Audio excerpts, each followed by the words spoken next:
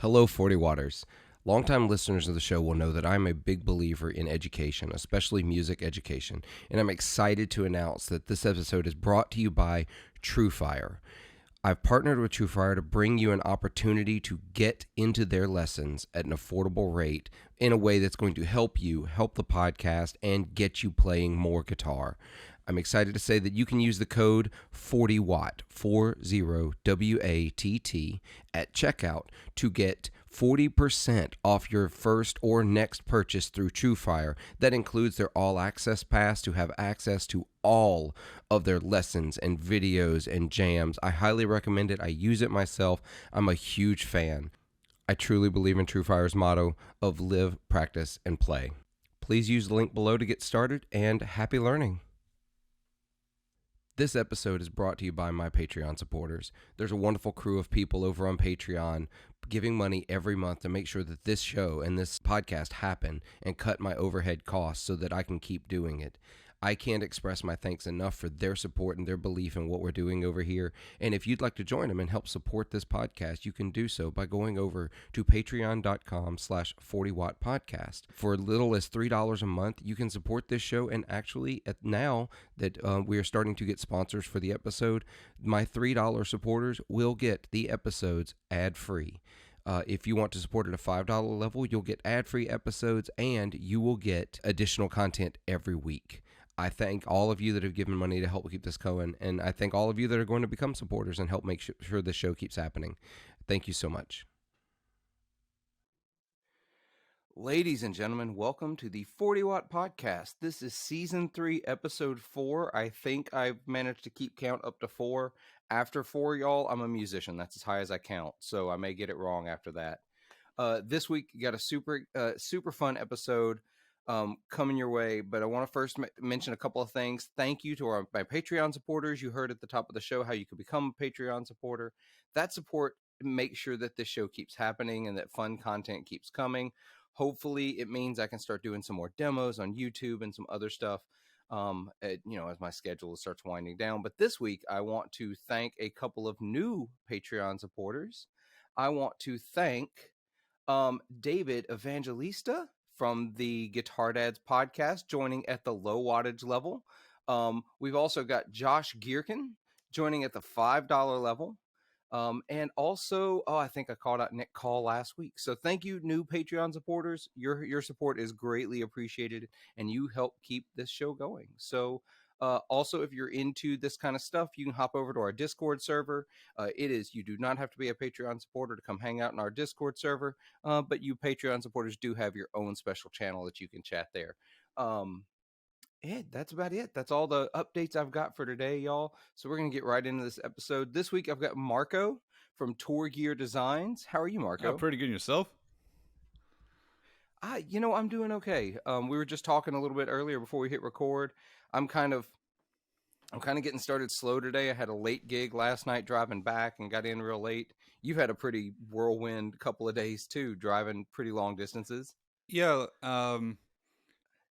I actually had to, well, not had to, but I really had to get out of Toronto for a little bit. And there was an event last night in Montreal called Elimination Chamber. It's a WWE wrestling event. And since I have family and some friends in Montreal, I was like, I'll catch the show.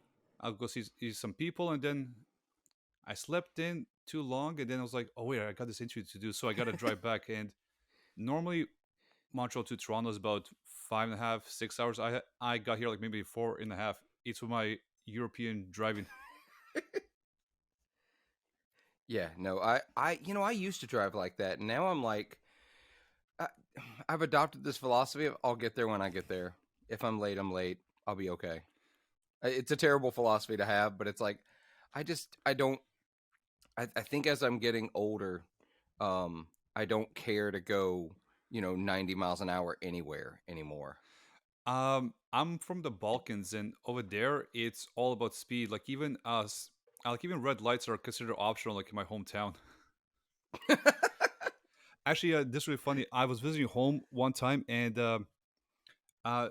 normally I take a bus to get from the airport to my aunt who was there, but I just was like, it was late and I didn't want to wait for the bus, so I got in a taxi, and he's driving, but in each single red light, he just keeps going. He doesn't stop, like not even flinches.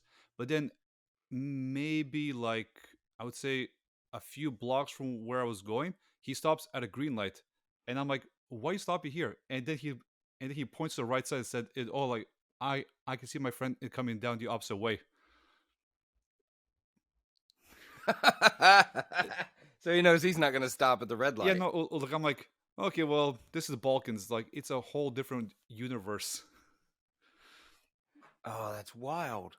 I mean, I've heard things about European driving and other country driving, and just like I don't know. I get it bad enough here. I tell people all the time, two worst cities I've ever driven in. Now, don't get me wrong.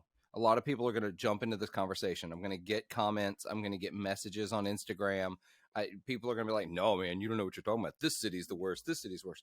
In my experience, where I've been, I've driven in New York, DC, LA, Atlanta, Houston, Dallas. I've driven San Antonio. I've driven in some big cities like at St. Louis, Chicago. Um, the worst drivers are in New Orleans and Orlando, and there's just no comparison. I thought New Orleans was in a league of its own because the city is so weirdly designed. Like streets come from every angle. Well, Because yeah. like, Well, I was just gonna say, because it's weird because it follows the river, yeah. so it's not a grid. There's not a normal layout, and so they're just wild. But then I went to Orlando, and they're just as bad, but in nicer cars. Yeah, no, well, That's all it yeah, is. well, New Orleans was it was like the richest part of the U.S. during the first part of the century because it followed like that was the entry point and it went up the Mississippi. So yeah, and Yep. the way how it extended was Yeah, it yeah, was. so it was pretty much just to like it was just to control the ports to get into the rest of the country. But yeah, as the city grew, back then it pretty much follows like the way how most school European cities are. So the road just wherever you felt like. That's the thing. Like you go to Yeah, that's yeah, it. you go to France, Spain. It's like the same thing, like complete chaos. But as far as driving goes, I'm not sure if you've ever been to Germany, but in some parts of the Autobahn, No. there's a speed minimum. Uh, yeah, and that's I've heard that, and like we have speed minimums down here in the U.S. on some highways, but it's a pretty low minimum. We're talking like minimum 40 miles per hour, and I don't feel like that's what you're meaning. No.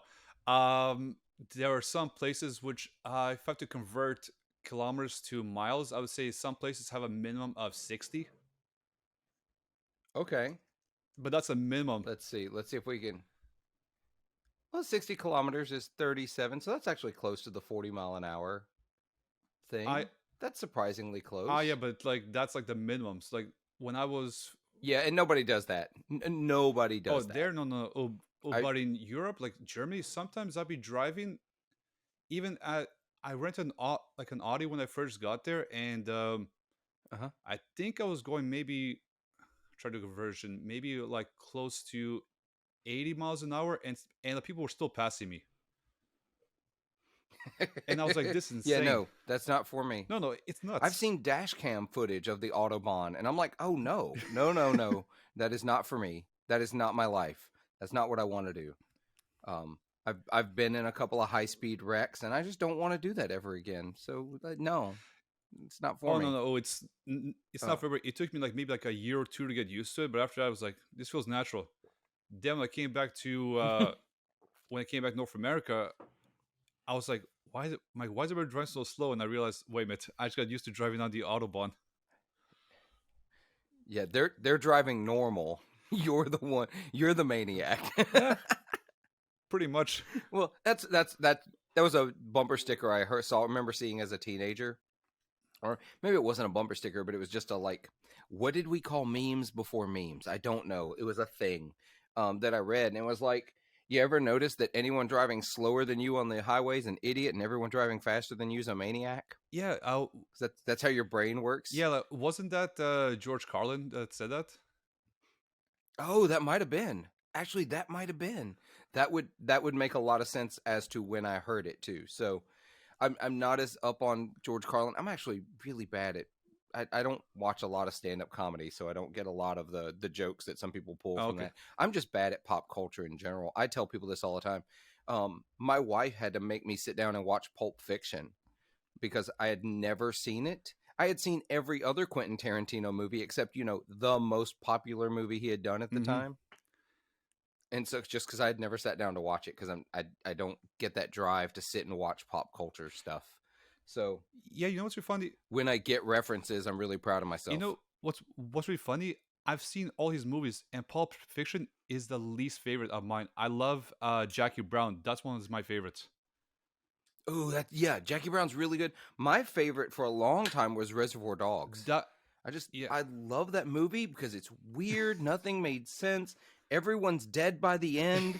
It's wild. yeah. I would say for So, me it's Jackie Brown, then Reservoir Dogs, and then it's a tie between Django Unchained and that what's a Bastards movie called? The one before that. Yeah, Inglorious Bastards. those ones. Like I would say those are my top three, but those two movies kind of flip it for which one takes first. But Jackie Brown's my favorite Quentin, and I never cared for Pulp Fiction. I've seen it so many times. I'm like, I just can't get into it. I understand the whole story; it's Ah. interesting, but I couldn't care less about anybody in the whole movie. I never got into the characters, so I think that's why I didn't care. Like it was, Yeah, like it was no, good. that Like it makes was well sense. written. And the way how the movie was structured was interesting. I couldn't care less what happened to any of them, so that's why I couldn't care less. I see. I enjoyed it, but I think also like those kinds of movies, right? Just like the ones that get really built up in the pop culture, collective Hmm. consciousness that like they get put on this pedestal. I put Napoleon Dynamite was one of those too. Like everybody talks about how funny and hilarious and cut it in like it's this new style of humor and they're really into it. I think it builds it up too much for Yeah, people that don't see it immediately. And so now they've got all this hype in their head and when they see it they're like this is what y'all were raving yeah, about? Because cuz we as humans do this thing. Guitar players, y'all are so bad at this. I'm staring at every one of y'all. You love to hate popular things. We love to hate popular things. You see it in any counterculture movement. It doesn't matter if that thing is quality and popular. You're going to pretend it's not. yeah.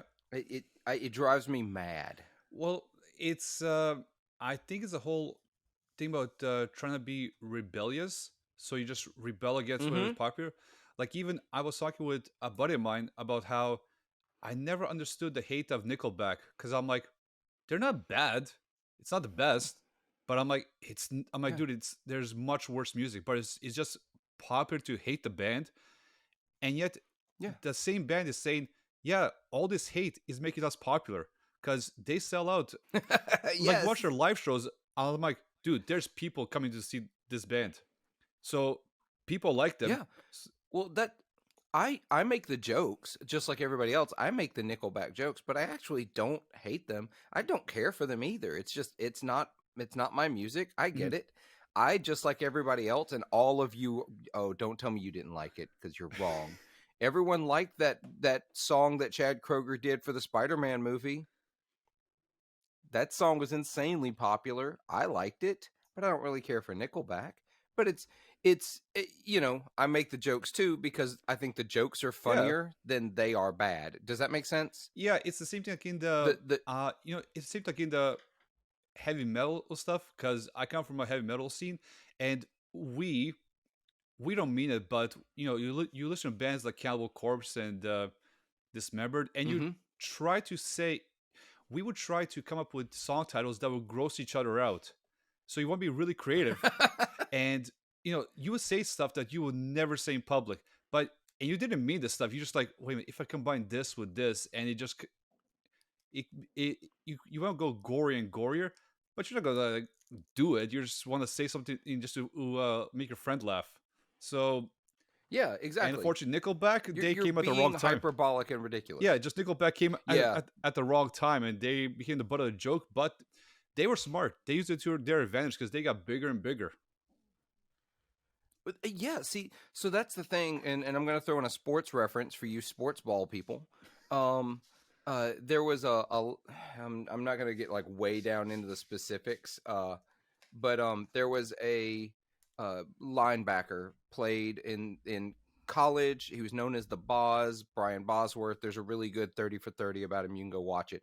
He was maybe one of the greatest college players of all time, but he was hated because he was aggressive, and you can talk about steroids and all that stuff. Anyway, people loved to hate him, and so he played to it, much in the way they do in like a heel would in the WWE. You know what I Mm-hmm. mean? They play into the hate.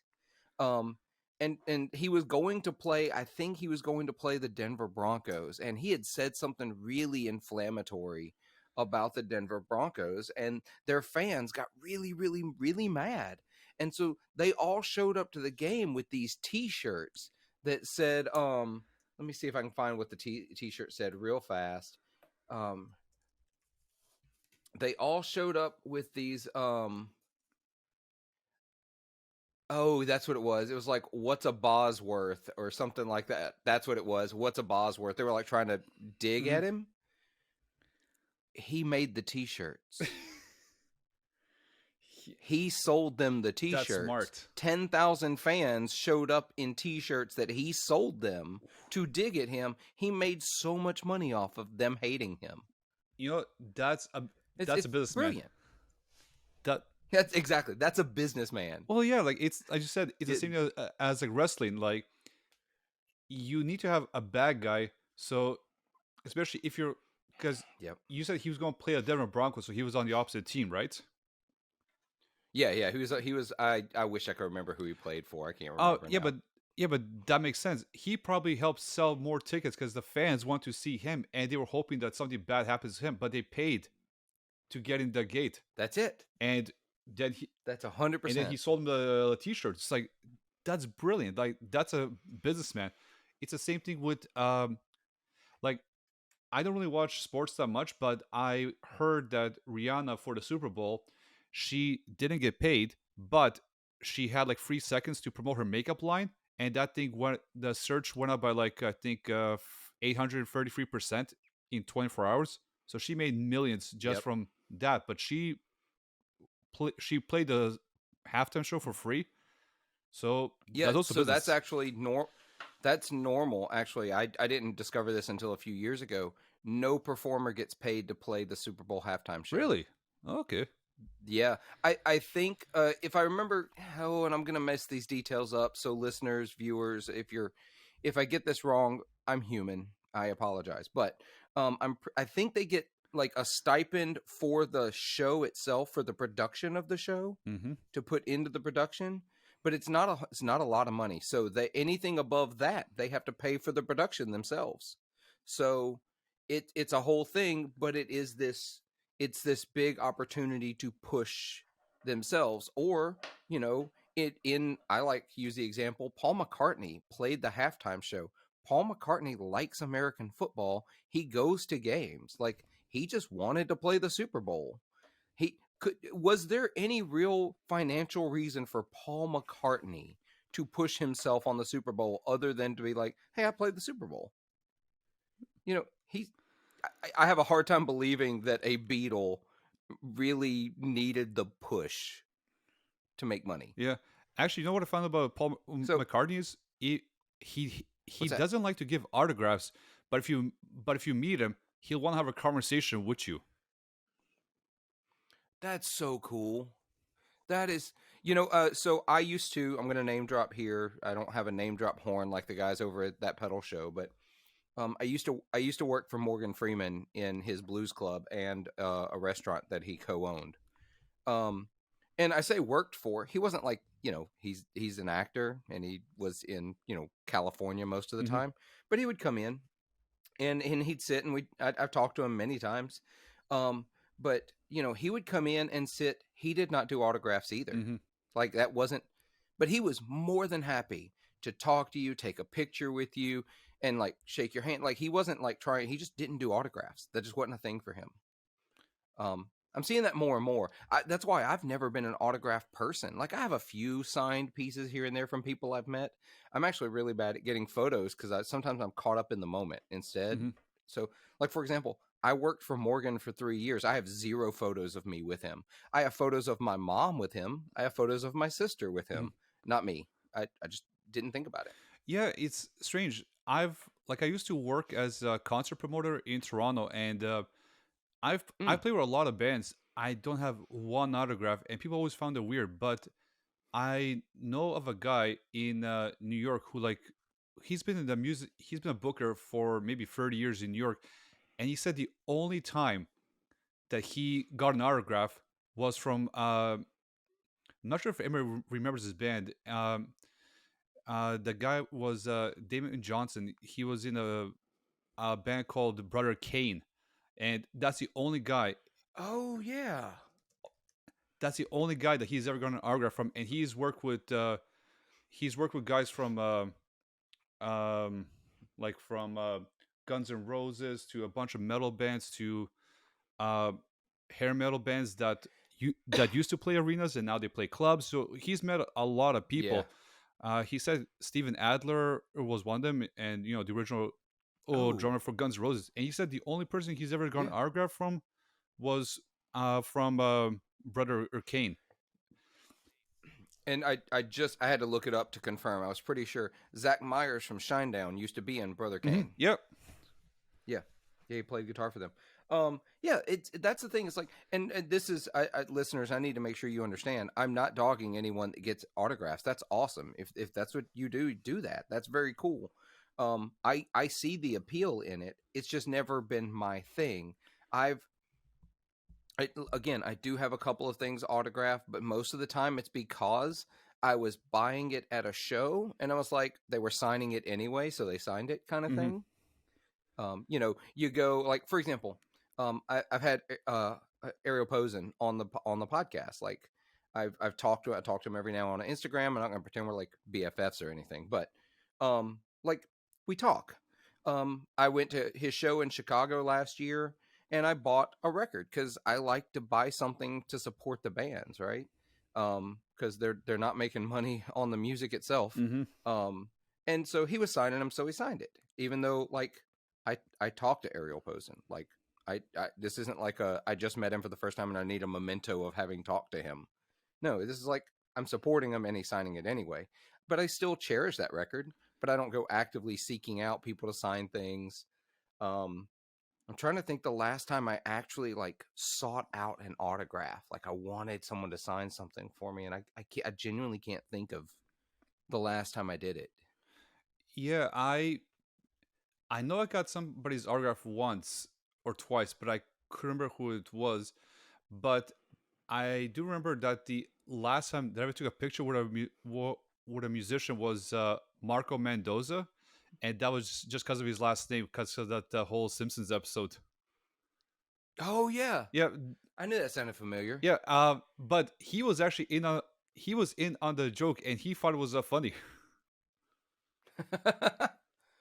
Well, that's the other thing too. If you are a celebrity, even a minor one, like right, like you got to know that there're going to be jokes. There's going to be haters. You got to know when to sort of laugh at the jokes as well, and just it's a thing. Um, I think it's hard for some people. It's why some people have some mental breaks that they can't handle the constant whatever of it going on. Mm-hmm. But I really appreciate. Now here's that's a side thing too.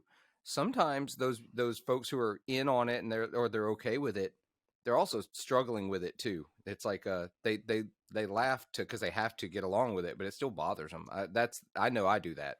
I'll laugh at something like I do, and I'm like, but then I'll like, you know, the next day I'm like, I can't believe I did that thing, kind of thing.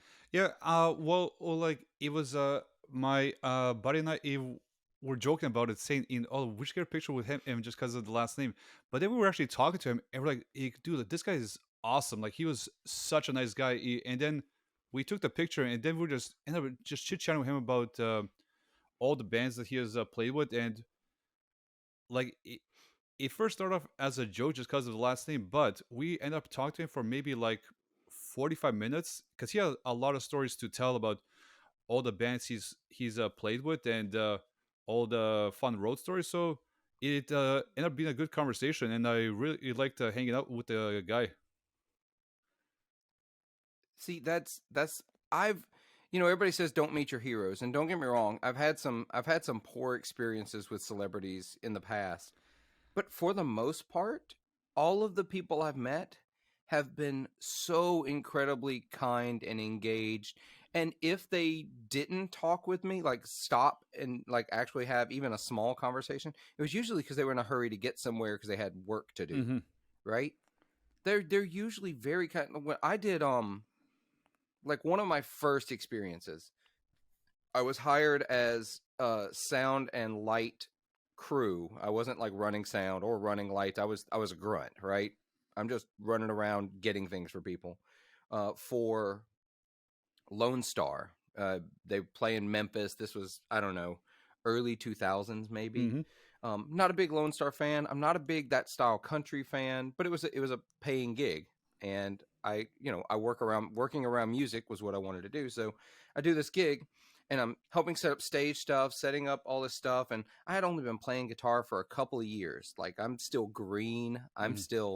I still can't play a major scale. I'm still on that A minor pentatonic box only. Um, and I'm setting up stuff near Michael Britt's rig, who guitar player for Lone Star. Also, those of you in the modeler world will know who Michael Britt is. He's kind of renowned for his IRs and settings and stuff like that. Um, and he just like, oh, I was looking at his guitars because he had the big guitar vault. And he's like, oh, here, you want to check this out? I'm like, what? I was like, I'm a nobody. Like I'm literal nobody. I'm a 20-year-old, grunt working the stage and sound kind of guy. Barely played guitar for a couple of years. Super nice. And to this day, I like we're Facebook friends, and like I occasionally just message him, ask him questions, and he talks to me like a friend. And that's the thing. Meet your heroes, y'all, because then you'll learn if whether they should be your hero or not. And most of the time, they're good, decent people. Yeah, it's true. Actually, I got a funny story about Lone Star. I was dating this girl, and she was a huge country music fan, and Mm. she loved Lone Star. And one time, we were driving by, and there's the Lone Star Grill, and she actually thought that this was a restaurant owned by the band, and I had to explain to her that no, it means Lone Star State as a state of Texas. And she was looking at me and goes, "What are you talking about?" Like she was from Brazil, so she's only been in, so she didn't Oh. understand it that much. So I had to explain stuff to her, but she was huge Lone Star fan. Like I think I've heard all their songs just because she wouldn't stop playing it. Because she was so into Oh, him. she loved this band. It was like um some people were saying, "Oh my god, that's gotta be annoying." I'm like, dude, you don't understand how great it is to see somebody love music that much that you just want to listen to it over and over again. Yep. And that's the thing. I 100% agree. It's like I want to see somebody passionate about music, even if I don't like that music. Yeah, like, it doesn't matter like if you like it or not, It's but it's they like it and they're into it and they want to, and those people share it. So yep, absolutely do. And I played a lot of Lone Star. Actually, I say a lot of Lone Star songs. I played like two or three of them a lot because in that time period I was playing a lot of acoustic guitar behind singers, and they were having number one hits, and so we had to cover those songs, and I I didn't mind their music. Then I got really tired of it. But it's like if that's what you're into, I feel the same way about people into genres I don't like. Um, it's like if that's what moves you, if that's what gets you going and gets you excited about music, let's go. Let's do it. mhm. And actually, one of their songs, I think it was them. It was the first time I actually heard it was Hmm. was in an episode by South Park, and I thought it was actually written by the South Park guys. Because because I don't know, I don't really listen to that type of country music, and I was like, and then she played, I was like, wait a minute, this is a real song? Yeah, yeah. The Lone or no, Lone Star. South Park's really good about that. I realized the other day that South Park was still on for the first time because again, pop culture. I don't sit and watch a lot of things, but they've really fallen into um, they're very similar to the Simpsons in that whole they sort of their pop culture references are so good and they're so on like timely and on point. Hmm. I think that's what's kept them on the air. I think that's what's kept them going. It's kept the Simpsons going because they're so tuned in. Their writers are so tuned in that they're really good at that to the point that, as an example, you didn't realize that was a Lone Star song and not something South Park guys wrote. Yeah, I actually just saw they debuted a new season, and the last episode was talking about former Prince Harry and his wife about how they want privacy, but they keep doing like a. They made some few references, like they call it the Worldwide Privacy Tour, and they were actually using they used the snippets uh of the of the Beatles, and they were just going around saying that we want privacy, but they're like, yeah, but so why are you in everybody's face? but the way, Right. but the way how they did it was like, oh my god, like, these guys. The funny about South Park is they'll show you both sides. They'll make fun of both sides, and then lets the Oh yeah, audience they decide. make fun of everybody. Yeah, it's great. So it's like you can't get mad at them because they're not picking sides, even though both guys have said that they are conservative. But don't make fun of Uh-huh. conservatives as much as they do liberals, and it's just great to watch because you kind of see that everybody's just silly, but they point it out so good, and their writing has not gotten old. It's actually gotten better. I find I think so too. From the episode I saw, it's better than it ever was. yeah, it's just and plus as you said timely, but they make their episodes within a week, while Simpsons takes a few weeks or to a month to make a full episode. So theirs is Yeah. more recent. So, but they're just sharp. So, and even saw an interview where they're saying that they think each episode will be their last. So they're just trying to see how far they can go with the jokes. And they've been doing this since like the 90s. I'm like, dude, you guys, I don't know how long they can last, but it's just golden to watch the stuff that they make. I watched it in high school and I'm probably gonna retire before they're done. So just that's just the way it goes. Simpsons are the same way. They poke fun at everybody, including Yeah. themselves. There's inside like it's so meta that like Simpsons makes fun of the Simpsons. So it, that's perfect humor. That's why it's lasted so long. Mm-hmm. Um, I really appreciate that kind of pop culture and all that kind of thing. And while we have gone all over the place, and I love these conversations. I feel like we should actually talk for just a minute about TourGear Designs. Then we'll go back to Oh talking yeah. about meeting our heroes. So, Marco, you design, and I don't know 100% what your actual title is with TourGear Designs, but you're like principal designer, correct? Yeah, well, we are too small to have official titles, so it's Okay. well, just give you a quick backstory. The the flat patch cable that we make, I actually designed this maybe like in 2002, 2003. Because okay, so I went to high school, but it was mainly for art. Like it was an art program. So Okay. you did everything from sculpting, painting, live drawing, even screen printing. So all aspects of art that you can imagine, we did in this program. And we also had a music program.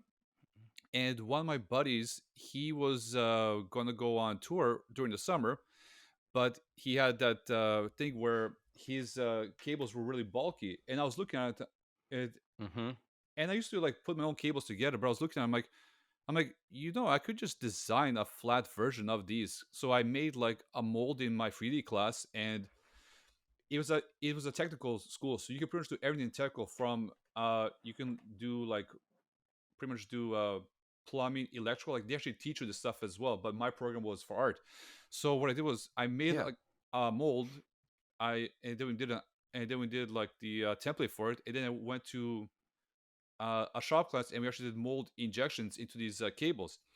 And yeah, I did maybe like his whole pedal board setup, like, but it wasn't really an official pedal board. It was just like put on a little piece of wood, just to hold his pedals together, but it helped him save room so he could put like in the bag, and that was it. I just designed it like in the early 2000s, and I was like a teenager in high school and never thought about it until maybe like I think it was in 2000 and was it 2012 or 13 that a buddy of mine in who was in a band with him mentioned that, hey dude, like why don't you manufacture these? And I'm like, I have no clue about this, because I was working in a print shop, and I was also a concert promoter, and I was also playing like in tons of bands. I'm like, I don't know how to do this. I have no clue, and I just Right. don't have the time. And then I went to Europe because I wanted to go back home, and I was floating around there, and my buddy was like, dude, no, really, I think you should do this. And then he kept trying to convince me. I'm like, okay, uh, so we started talking about, okay, well, first we need to find a manufacturer. And I was like, okay, how are we gonna do it with the cables? Because we need to make the cables flat, like kind of like a ribbon. So Yeah. he was working for a bunch of companies in the music industry, like, and he was saying, okay, well, I have some connections to manufacturers. I'm like, okay. And so I was redesigning the cable a little bit, and we were going back and forth for maybe about 2 3 years about the design, and testing them out. And eventually in 2017, I was like, okay, let's do this. And then I That's and awesome. then I realized, like, and then I saw that other companies were doing this as well. I was like, oh, okay, cool, great minds think alike. So, and I saw them like, all right, so Hmm. then if they're doing it, then the idea works. And then I was like, okay, so let's go ahead. So I came back to Canada, and we found a manufacturer in back in my home country of Serbia, because Serbia sits on natural copper, so we it doesn't need to buy from anybody. So that helped Oh, reduce cost, and it's a big there's a lot of manufacturing there. So I was like, let me manufacture it there, so I can send some money back home to like the people working there, because it's I'm not sure yeah. how many people know about Serbia. It's like pretty much third world, Yeah. but they are extremely hardworking people, and their literacy rate is like 99% for like everybody. Like they want to work, but very little opportunity. So I found a manufacturing company in the city of Niš, and yeah, so I said, can you do this? And they're like, yeah. And that was it. So we arranged that, and because I ran a business in Canada in back in the early 2000s as a customer, I was like, okay, I know how it works there, and it'll probably be better there since I had the experience and my friend was there. And I'm like, okay, so I'll we get started over there, and we got everything started, and then we had the lockdown. Oh, yeah. Like I came back to Canada maybe like in July or August of 2019, and then we placed the order. We had some samples set. We're like, okay, this is great, perfect. So, and I think it was in November I toured. Well, not toured, but I played one show in Japan with a buddy of mine because he booked a gig. It was like professional wrestling meets heavy metal show. Okay. I, You have my attention. so this is actually pretty funny because the band would play their set, and the last song the wrestler would come out, and then while the wrestling show is going on, the bands would change, so it just went back and forth. It was actually pretty cool. And then we placed the order after I got back, and then everything. I think everybody knows what happened in the early 2020s. Yeah.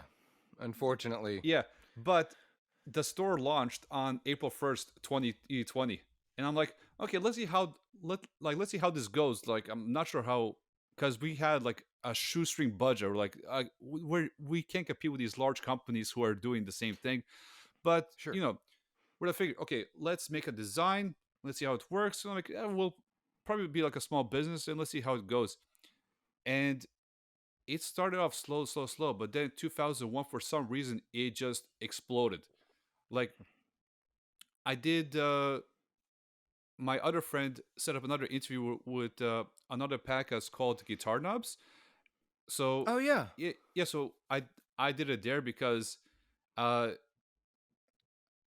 because I'm the only one who can talk. The other people are more they're more behind the scenes. Like they're less talkative than Sure. me, which is kind of weird because English is not my first language. So and I'm the most talkative one. So and they figure, well, you made the design, you should talk about it. I'm like, sure. And 2001, it just exploded, and people were saying, "Hey, can you make longer versions?" Because we only start off with five lengths and two different orientations. Like Yeah. one's the usual U shape, and then I thought we should have a different version because sometimes like brands like Earthquaker devices, all their in and outputs are on the top, while most are on the sides. So I figured, like, if you do an S version, then there's no point of twisting the cable, which will give it longer lifespan. Yeah. So those ones. So Yeah, these right here. yeah, so And we're going to talk about this here in a minute. And I'm here like secretly getting you on the podcast was my way of saying you need a still longer one. There's still a longer one that needs to happen. those But those are actually coming out later on this year. oh, I'm so excited. Okay, well then they'll be in order. So I'll pause here for just a second, okay, and we'll get further in the story. So one of the things I love about your cables, and listeners, I need y'all to be aware. I know that a lot of times, and y'all have gotten used to it. Y'all know when it happens. Someone comes on the podcast, they've sent me something to check out, and I'm checking it out. Then I interview them, or maybe I've never played the product.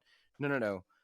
I am a TourGear Designs cable user. I bought them with my own money. Marko has sent me nothing short of I think I got in when y'all were given like a 10% off your first order or something like that.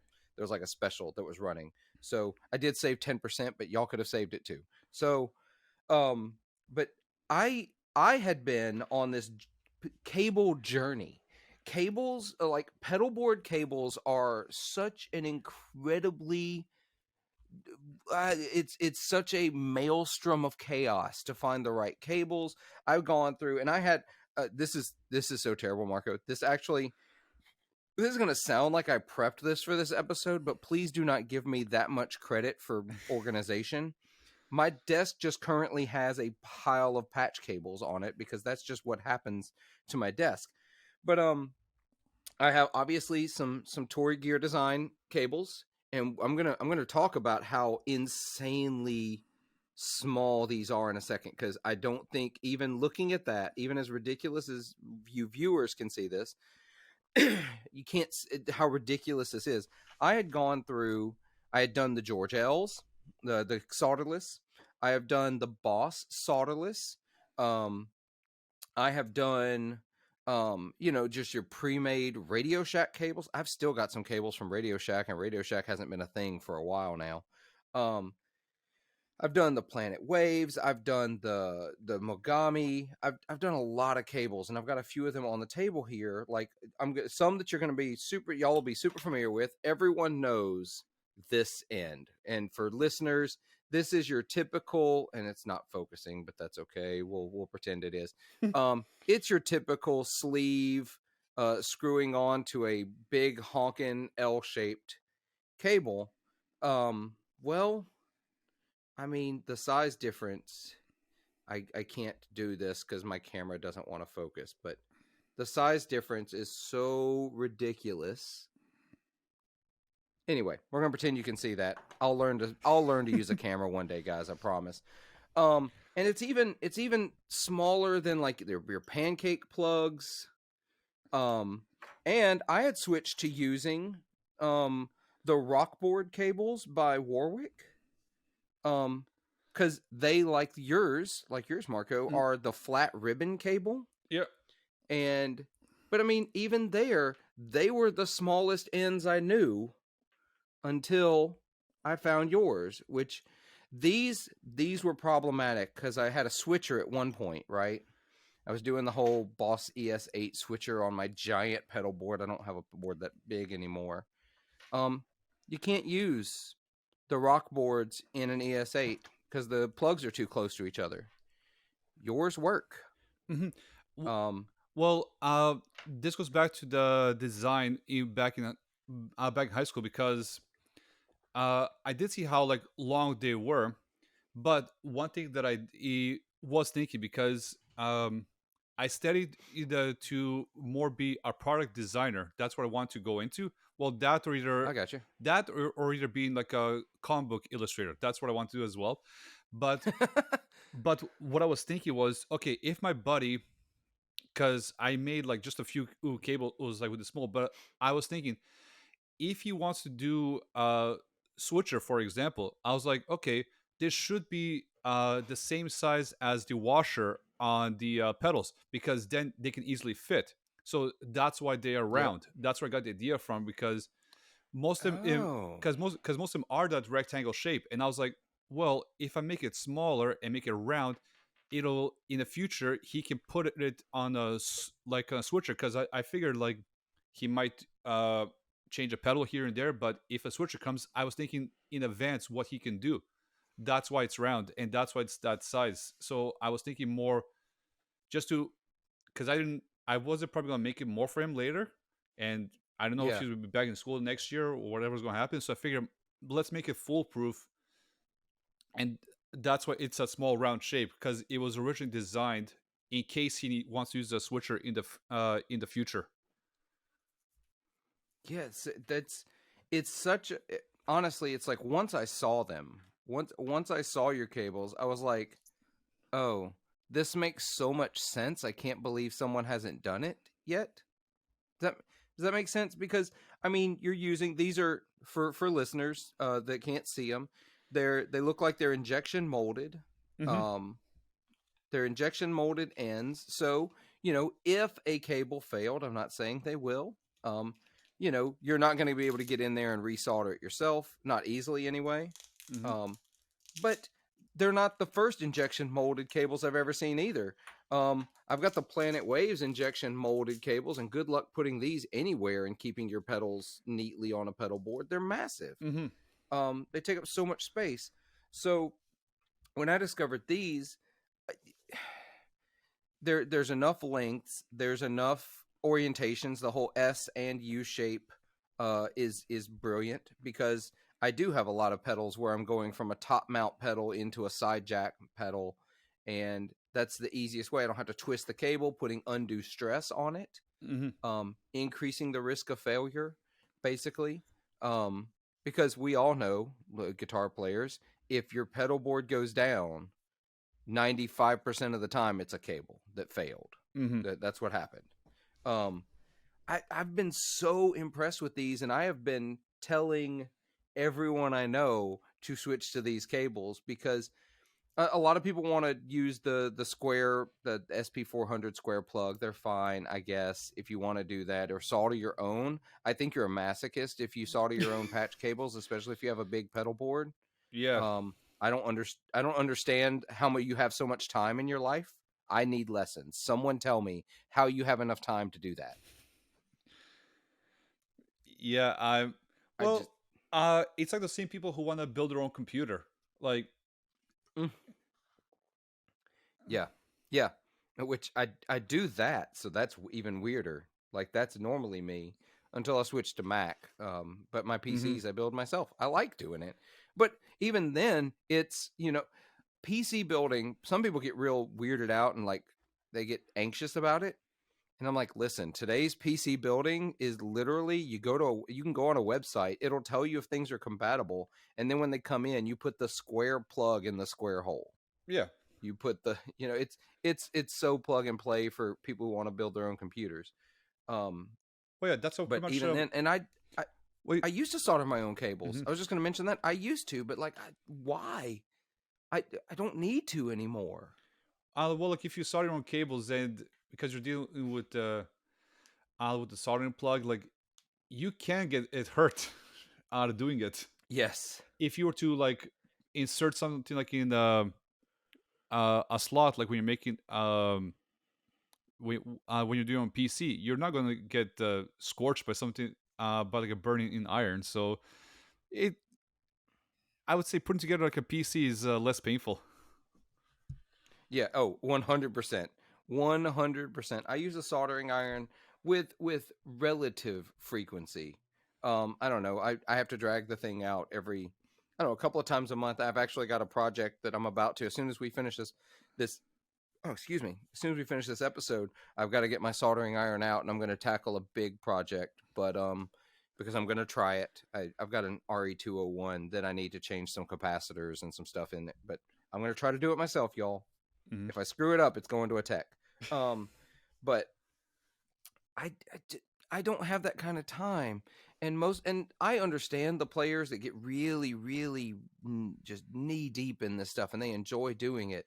I was talking to Ryan Verthane from Verthane Guitar Works. I think that's the right name of your company, Ryan. I'm sorry if I got that wrong. And he builds guitars, but he's getting more into amp repair and maintenance. And we got to talking about this, and I was like, I can do that. I've rudimentary um skill with a multimeter. I can solder. I know how to watch a YouTube video and ask people questions and learn what I need to do. You know what I mean? Because that's how we all learn. Let's be honest. At this point in 2023, I know how to do that. I could work on my own amps, and I could work on other people's amps, and probably the with enough questions and enough figuring it out, I could do it. But none of that brings me joy. I don't enjoy doing that, and so I want to send my amp to someone else. I want to get someone else to solder my cables. I just want to play guitar and apparently talk about guitar because that's the other thing I do. But Mm-hmm. I if you enjoy doing that, more power to you. But I want to have a solid cable that I don't fear is going to fail. That takes up as little space as possible because we're all packing way too many pedals on way too small a space now. And I want options in length so that I can get them everywhere I need to go. And that's what your cables have done. And I've been really, really impressed with them. And again, y'all, Marco's not paying me. I bought these. These are my own money.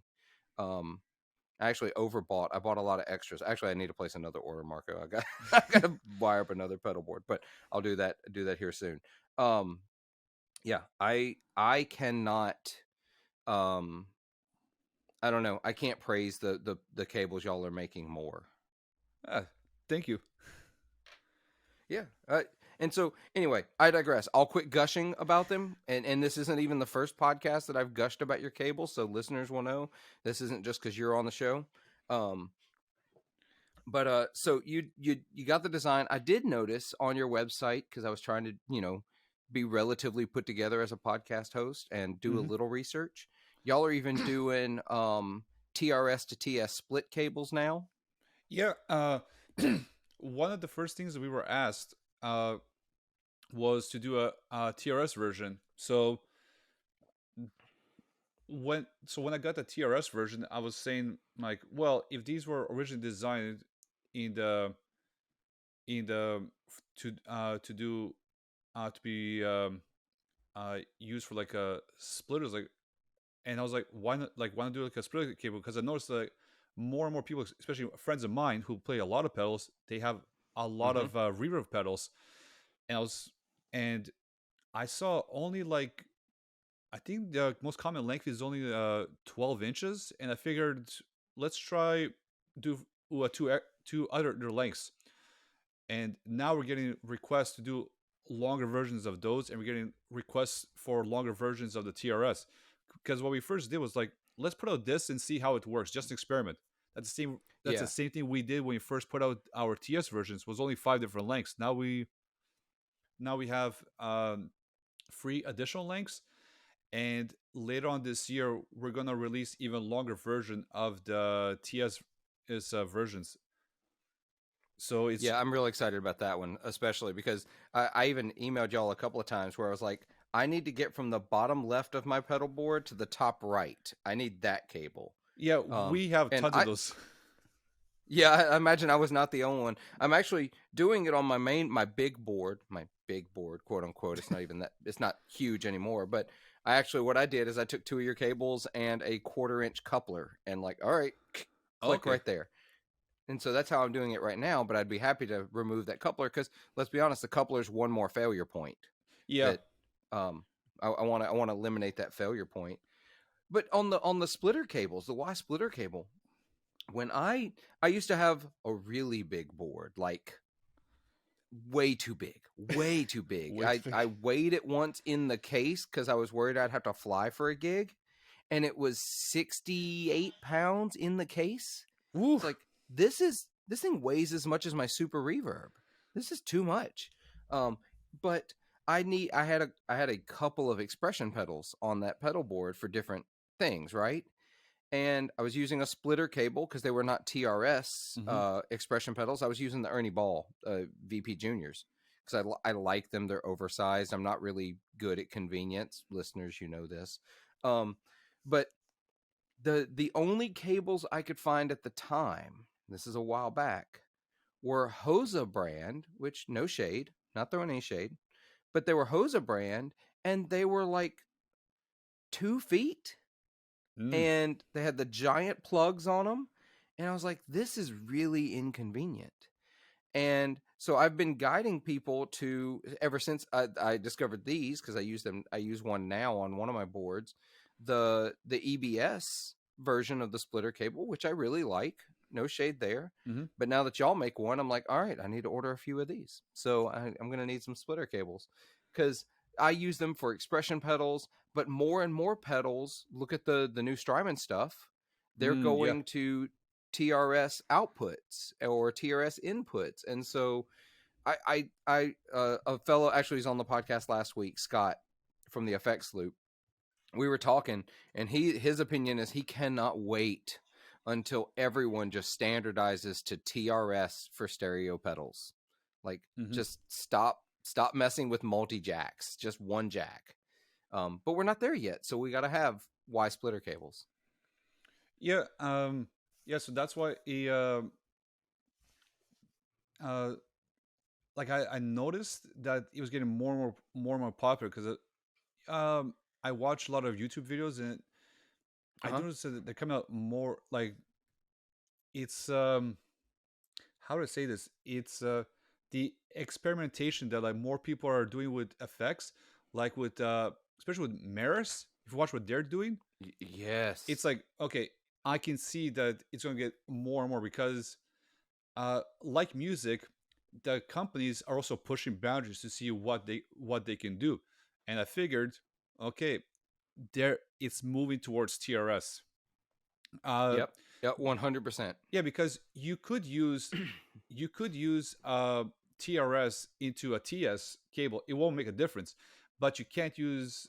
It was really like you can use a TS like into a TRS. So it's I believe in the future it'll be more TRS because you have more options, especially with the growth of technology, how it's growing. Like the possibilities will be endless.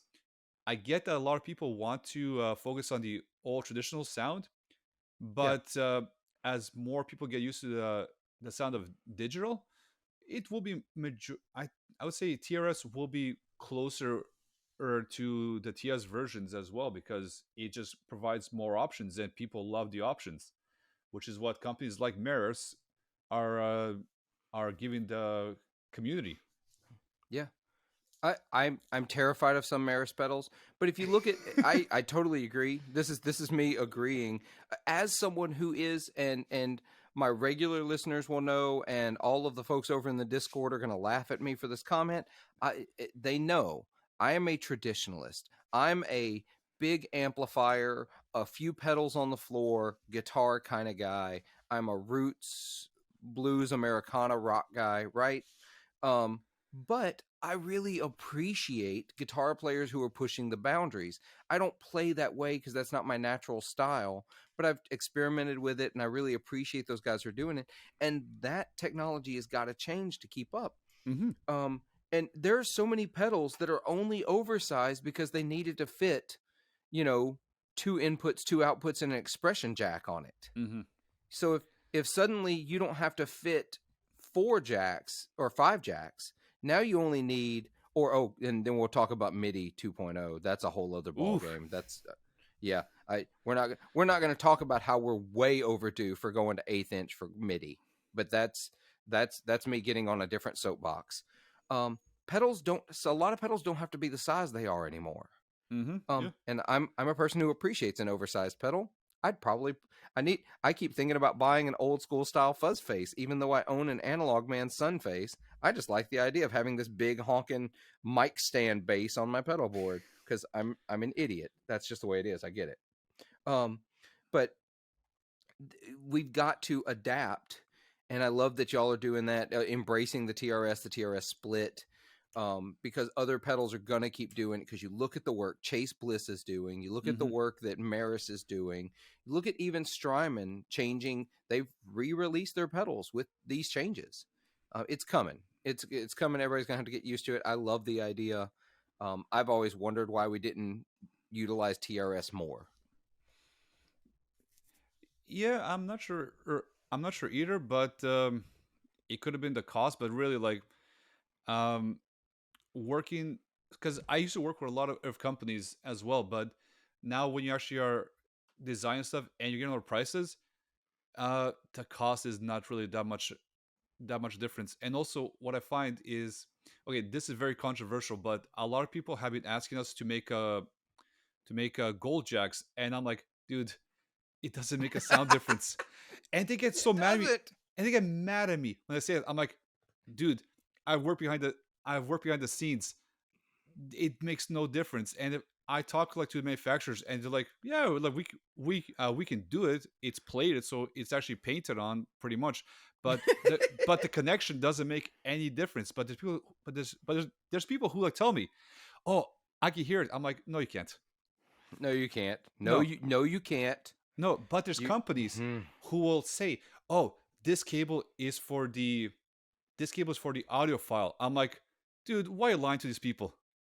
And I'm It's you know, and we're the same industry, we're in the same field as them, and I'm like, we could. There's no point because it just costs more, and we have to upsell you on something that you can get right now. And this is so controversial. But there's people who are so used to it. I'm like, man, you're just falling for it. It's there's a lot of things in the music industry that a lot of companies sell, but I'm like, that's just a lie. And I can't. And a lot of people, like, I actually got an email from a customer asking us, hey, if I buy your TRS cables, will it sound better? And I explained, like, you can use it, it won't make a difference, you just pay more for the same length. Like, I'm telling yeah, you right now, you can pay me more because the TRS does cost more. But for what you want, I wouldn't recommend it. And the guy was like, thank you for being honest. Like, you didn't try to upsell me. I'm like, well, I could have just said yes, and we would have made more money because it costs more. right. But for what you're doing, you don't need TRS because you have no stereo pedals. And so, Right. If you're not doing stereo or you don't need a balanced quarter-inch connection, yeah, there's no need. yeah. But some people talk about this and debate it, and I'm like, no, you don't need it. But they've been so, like, the music industry has a lot of people that will say things just to sell you more, but it's just a selling point. It means nothing. Like, I had a friend who worked in a restaurant, and he would okay, this you'll find really funny. Um, so he was charging a lot for a lot of things, and I'm like, dude, how can you charge like uh $10 for fries? And he said, oh, just like put some oregano on it before you send it out. I'm like, and I was like, how? And he looks at me and says, oh, it's the presentation. And he was dead serious Yep. about it. I'm like, Dead serious. and then I was like, wait a minute, let me look at some pictures of like of really high Michelin and star rating place. And I was like, they're all doing this, but it really you're looking at, it's just potatoes. But you put something on the side, you put this, and you say, yeah, it just costs more. It's the same thing. I'm like, okay, we could take the sale approach, but I'm like, I just can't lie to people and say, oh yeah, this is gonna make you sound better. It's like, it won't. So I'd rather be honest and charge a fair price. And I we actually do get a lot of people thank us later. Like, okay, I think, what was it, sometime this week, because we're mainly online. We're trying to get Yeah. into stores, but I got an order for, it was like $71. And I was like, oh, this is good. But then I look at it, I'm like, it's one item. I'm like, what item of ours is $71? I'm like, okay, it might have been like a free pack of something. I'm like, yeah, but Right. it's not that much money. I'm like, I don't. So I looked at it. He ordered, I think it was like one 6-inch splitter cable, which is like okay, so it's in Canadian dollars. It's 10.47. I was like, what the hell's the rest? He selected FedEx Priority Overnight for shipping. I'm like, what the hell? Whoa. And I was like, so I contacted him right away. I'm like, dude, is this a mistake? Like, it's one cable and it's like $57 for shipping with FedEx. And he said, yeah, I need it urgently. I looked at his address. He lives in Montreal, and we have a store in Montreal. And I'm like, okay, I can ship it to you, but I'm like, you could just contact the store in Montreal and get it there. Like, I can cancel the order if you want, even though it would have been $71 sale for Right. us, which looks nice. But I'm like, dude, I can't rip this guy off. It's like not, well, it's not a real rip off because he selected it. But I'm like, Right. $71 for one cable, dude, get the fuck out of here. Yeah, you can, especially if he's got a shop there that he could It go buy it was from. maybe like an hour drive or something like that. Like, it's not that far, but I was like, dude, here is the story with Montreal. Call them, make sure they have it in stock, and if they have it, I'll cancel it. He called him. Yeah, there you go. He called him the next day because he ordered like late at night, and he said, yeah, they have it there. I'm like, dude, I'm canceling the order. Like, just forget about it. Like, just get it from them. Even though we Yeah. could have made $71 sale, I was like, no, I'm not. I'm not accepting like that much money for shipping for one cable. We do get Yeah. orders for one cable, but it's usually with Canada Post or USPS. It's like a few dollars. I'm like, okay, if they're really sure, whatever, because we're online, so I figure people will be buying more. But I'm like, no, no, no. There's a store in Montreal. You can get it from them. Do deal them because you don't have to pay for shipping, and $71 for one cable plus shipping. Like, I can't do it. So Yeah, you can't do that to someone. no, no. Well, he selected it, so he was okay with it. But I'm Yeah, like, yeah. I mean, he chose it, but yeah, that he knew what he was getting into. But at the same time, it's like that's no. I It's like actually do no. training on customer service, and so that's customer service. That's realizing what the customer's needs were Mm-hmm. and changing your approach to meet their need. Yeah, That's how it works. yeah. Well, he said he needed it urgently. I don't know what urgently he needed for, but I was like, dude, there's a store in Montreal. Like, he probably didn't see it on our site because he probably assumed Yeah, that we only sell online, but we do have stores. I guess I need to do some rearranging on our website so the people can actually see that there's actually stores. But I was yeah, the first thing I was like, dude, I can't take this guy his money for that, especially when there's a store like within in the same city. So that's the approach that we take. Um, we could make extra sales doing that, but I'm like, I'd rather help save them money, especially in the current economy right now. And also, I figured this is another way to build up not just brand loyalty, but actually show people that we're musicians as well. So we're actually working together within the community. So we want to be part of the community as well. So about telling him, hey, there's a store in town. Forget about this order. We will cancel it. Like, I don't want your money for this because it's way too much. It's like ridiculous. right. So yeah, That's awesome. it really is customer service, and also being honest with people like online, saying, yeah, we could give you gold tips, but honestly, dude, it makes no sound difference at all. So I don't see the point in it. It's just an upsell. There is so much snake oil in the audio industry.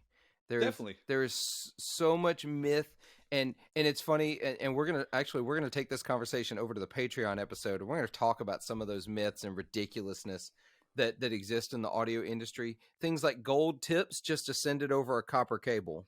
Um, Yeah. I'm just gonna remind you all that in between those gold tips, there's just good old copper. Yeah.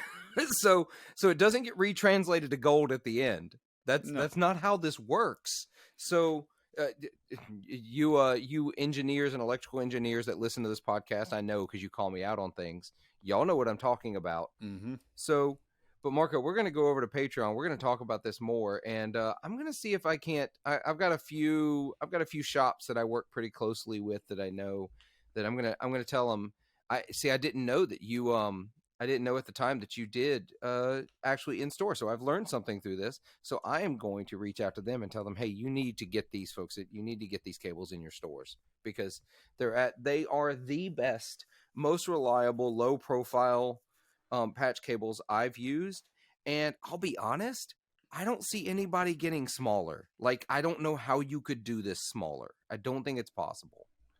I've actually tried, like, actually had to hire a professional engineer to say, what's the smallest that we could go? And he looked at me and said, dude, you made it as small as possible. Because what I actually did, there's actually like, we actually put like a little an extra layer of foam just to help with any noise. So it's just to Oh, reduce as much unwanted sound as possible. So like there's an extra layer of foam within the mold, and the guy that I hired to help me, to perfect it, like he said you can make it a little bit thinner, but I think what you did was fine. And so because of all the waste out inside, because the company in Serbia that I contacted, they recommended to put in the mold because it said this will help with any noise is issues that person might have. And so we put that into the mold idea, like, and they said no, you can't do any more smaller. Like it's fine. Like there's no point. that's perfect. That's absolutely perfect. That's why I love them. Um, well, Marco, it's been great having you on the podcast, and we're like I said, we're going to go over to the Patreon episode, and we're going to talk a little more about some snake oil in the audio industry. But in the meantime, if you want to find Marco and you want to find TourGear Design, all the links are down below, either in the description of this video or they are down in the notes for this episode. Check them out. Click those. Just go replace all your cables. Seriously, just go buy all your cables. Um, and we're going to talk more then. But in the meantime, I want to talk about Patreon. I want to personally thank, and I missed this last week. I'm so sorry, y'all. I want to personally thank every one of my patrons, and this list is a little longer this week, so I'm really, really appreciative. At the we're going to start at the top at the $50 a month level, the elite wattage. We have Blake Jefferson. Blake joined the Patreon a couple of weeks ago. We're going to get together. Blake wants to learn music theory, so I'm going to give him lessons in music theory. You could also get lessons in guitar, bass, keys, like music theory, or you just want to talk. If you join the elite wattage, I can't say it's never happened now, so that's there. At the $10 a month level, we have Ben Fair of Electromotive Sound Company. I'm calling out his pedal company because I'm trying to strong arm him back into making pedals. We have Dan Pilver from Lewitt Microphones, and we have Heath Batt. At the medium wattage level, we have Alan Gresham, Andrew Hensley, Andy Koenig, Giacomo Ride. We have Jeffrey Walks. We have Jim Burns, Josh Gierkin, Kyle Harris, Nick Call, Rick Calhoun of Honey Picks. We have Scott Hamilton of the Effects Loop podcast, and we have Tom Kelly. And at the $3, the low wattage level, we have David Evangelista of the Guitar Dads podcast. Thank you all so much for your support. I greatly appreciate all of you and the support you give this show. Marco, anything else you want to add before we sign off and go over to the Patreon? The only thing that I can say is that the response from the community that we have gotten since we started has been insanely overwhelming. Like I didn't expect it to be this well, and I just love how people are saying that they love what we do, so it keeps us going. And a lot of people are not afraid to tell us what they want, so that helps us say, okay, this is what the community is asking for, so let's look into it. And Yeah. because of this, this is how we've actually grown our line, was all through the feedback from our community.